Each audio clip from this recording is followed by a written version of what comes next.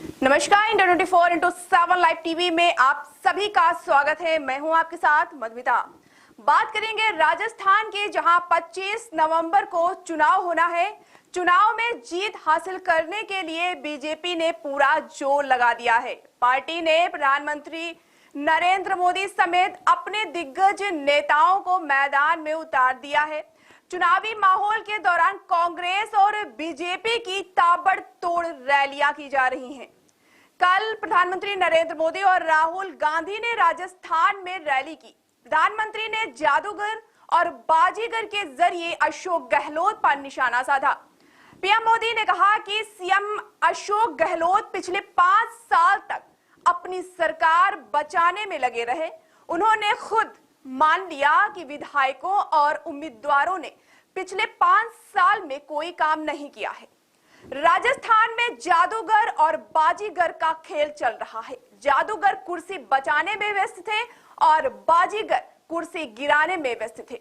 उन्होंने जनता से पूछा कि जिस राजस्थान को कांग्रेस ने बर्बाद कर दिया, क्या उसको सत्ता में वापस आने का हक है क्या? वहीं आज राजस्थान के केकड़ी में कांग्रेस की राष्ट्रीय महासचिव प्रियंका गांधी चुनावी सभा को संबोधित करेंगी।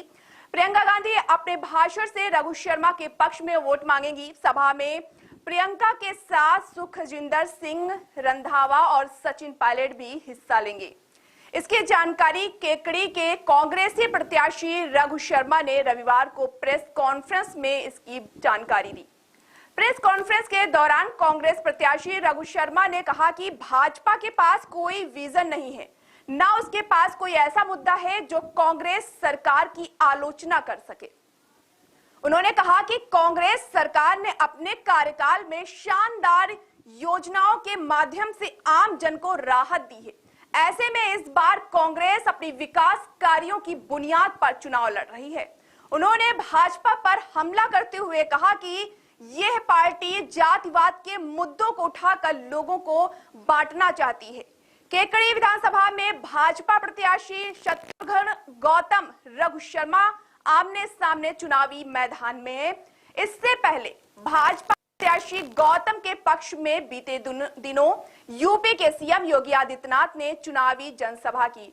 उसमें उन्होंने भ्रष्टाचार के मुद्दे को लेकर रघु शर्मा को जमकर घेरा। उन्होंने लोगों से कहा था कि भ्रष्टाचारी नेता की जमानत जब्त होनी चाहिए। उधर रघु शर्मा ने भी प्रेस कॉन्फ्रेंस में योगी पर पलटवार करते हुए कहा कि वह केवल लोगों को मुद्दे से भटकाकर धर्म की नाम पर राजनीति करते हैं। जनसभाओं में पीएम ने कांग्रेस पर जमकर निशाना साधते हुए कहा कि वन रैंक वन पेंशन को कांग्रेस ने कई दिनों तक लटकाए रखा। अब आपने हमारी सरकार बनाई तो हमने आकर इस योजना को लागू किया। पीएम द्वारा दी जा रही योजनाओं के तहत मिलने वाले लाभ को लेकर पीएम बोले कि आज करोड़ों देशवासियों को मुफ्त स्वास्थ्य सेवाओं का लाभ मिल रहा है। जन औषधि केंद्रों पर दवाओं की कीमत पर 80% तक छूट दी जा रही है। उन्होंने आगे कहा कि हमारी इस योजना से गरीबों के कुल 1.25 लाख करोड़ रुपए बच गए हैं। राजस्थान के एक मंत्री के बयान को लेकर पीएम मोदी ने कहा कि कांग्रेस सरकार में एक मंत्री हैं जो ये कहते हैं कि राजस्थान मर्दों का प्रदेश है। उन मंत्री के इस बयान से राजस्थान के माता बहनों और पुरुषों का अपमान हुआ है। पीएम मोदी ने आगे कहा कि मर्द कभी ये पाप नहीं करते। यहाँ के लोग बेटियों की रक्षा के लिए अपना सिर भी कटवा सकते हैं। दोनों ही पार्टियों की बयानबाजी के बीच अब यहां गैस सिलेंडर को लेकर दोनों ही पार्टियों के बीच खींचातानी मची हुई है। आपको याद दिलाते हुए बता दें कि कुछ समय पहले बीजेपी की तरफ से जारी किए गए घोषणा पत्र में कहा गया था कि राजस्थान में अगर उसकी सरकार बनती है तो वहां पर 450 रुपए में सिलेंडर दिया जाएगा। बीजेपी और कांग्रेस में गैस सिलेंडर के चुनावी दावों को लेकर होड़ मची हुई है।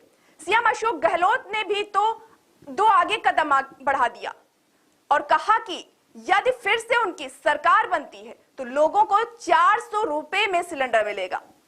बीजेपी और कांग्रेस दोनों के चुनावी दावों को लेकर सियासत में पारा चढ़ा हुआ है। सीएम अशोक गहलोत ने यह घोषणा झुंझुनू जिले के चुनावी सभा के दौरान की। बता दें, इससे पहले कांग्रेस ने सिलेंडर देने को लेकर 500 रुपए से शुरुआत की थी। गहलोत ने बीजेपी पर जमकर निशाना साधते हुए कहा कि तुम तो वोट मांग रहे हो, लेकिन 25 लाख रुपए का बीमा कब करोगे, कब ओपीएस लागू करोगे, इसका मैनिफेस्टो में तो कोई उल्लेख ही नहीं है। सीएम अशोक गहलोत ने चुनावी सभा के दौरान पीएम मोदी और अमित शाह पर जमकर भड़ास निकाली। उन्होंने कहा कि ये लोग धार्मिक बातें कर लोगों को भड़काने का काम कर रहे हैं। उन्होंने कहा कि दोनों बड़ी बड़ी बातें करते हैं, मेरे परिवार और जादूगरों के बारे में क्या बोल रहे हैं। इन्हें हमारी योजनाओं और कानून में कमियां निकालनी चाहिए, लेकिन ऐसा नहीं करेंगे। ये तो केवल हिंदुस्तान और पाकिस्तान की बात करेंगे। तो ऐसे ही तमाम बड़ी खबरों को देखने के लिए जुड़े रहिए इंडिया 24/7 लाइव।